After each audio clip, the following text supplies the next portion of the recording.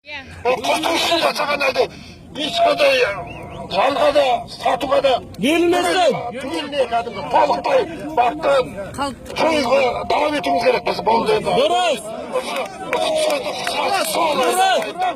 Бәрінде қорықпаңдар, біз бірнеше неден етастан өттік осы. Жабықтан шықтық, қорқытты, үркітті осы біріне барған жоқ. Үйдегі жанұямызға біріне бір айдап салып, істемеген жоқ деп.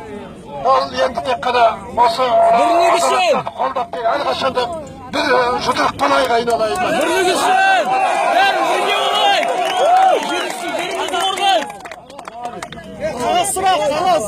Ағамыздың ел үшін ғой. Рахмет бәріңе де. Ең болмаса бір жапырақ жеріміз жоқ осы жүргенде. Ешкімнің жағдайын ешкім жасап отырған жоқ. Басқа елге қалай жерімізді береміз, өзімізде жеріміз болмаса егерде. Түгелдей осының бәрін атмен аласың, керек емес ол.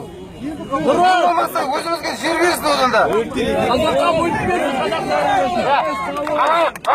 Енді қазір қағаз алып келеді, кісілер кетті қазір, дүкенге барып, базарға алып келеді.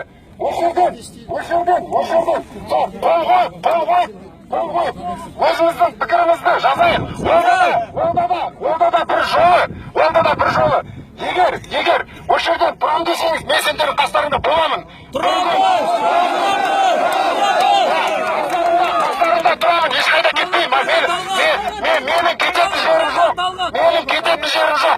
Лондонда, Дубайда үйім жоқ. Сондықтан мен мұнда қаламын.